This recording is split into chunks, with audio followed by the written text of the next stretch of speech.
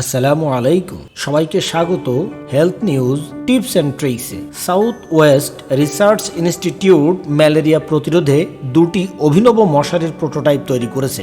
Harvard TH Chan school of public health, Oregon health and science university এবং Portland veterans affairs medical সেন্টারের গবেষকদের সাথে যৌথভাবে এই মশারিগুলিতে ঔষধ প্রয়োগ করা হয়েছে, যা মশার মাধ্যমে ছড়ানো প্লাজমোডিয়াম পরজীবী নিষ্ক্রিয় করে।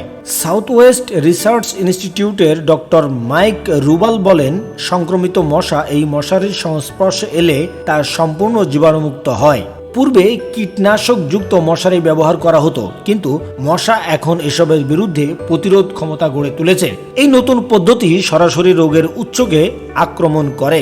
2023 সালে বিশ্ব স্বাস্থ্য সংস্থা হু বিশ্বজুড়ে 26.3 মিলিয়ন ম্যালেরিয়া কেস এবং প্রায় 6 লক্ষ মৃত্যুর রিপোর্ট করেছে।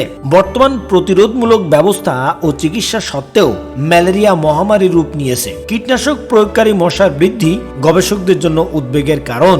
সাউথ ওয়েস্ট রিসার্চ ইনস্টিটিউটের দল একটি বাণিজ্যিক পলিস্টার মশারিকে নতুন আবিষ্কৃত ফর্মুলেশন দ্রবণে মিশিয়ে এবং দ্বিতীয় একটি ফর্মুলেশনকে তাপের মাধ্যমে গলিয়ে পলিথিন ফিলামেন্টে মিশিয়েছে, যা দিয়ে মশারি বোনা যায়। হার্ভার্ডের ক্যাটেরুচিয়া ল্যাবে এই মশারিগুলির কার্যকারিতা পরীক্ষা করা হয়। হার্ভার্ডের ডক্টর ফ্লামিনিয়া ক্যাটেরুচিয়া বলেন, ম্যালেরিয়া নিয়ন্ত্রণে নতুন উদ্ভাবন অত্যন্ত জরুরি। এই প্রযুক্তি আফ্রিকা ও অন্যান্য অঞ্চলে ম্যালেরিয়ার বিস্তার রোধে সাহায্য করবে।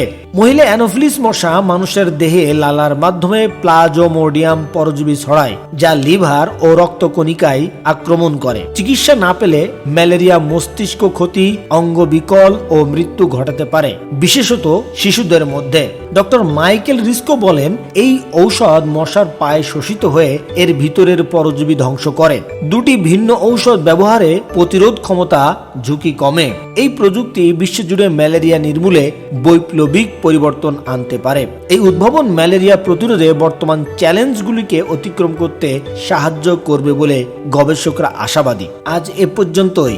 স্বাস্থ্য সম্পর্কিত নিউজ, টিপস অ্যান্ড ট্রিক্স জানতে নিয়মিত থাকুন আমাদের সাথে। আল্লাহ হাফেজ।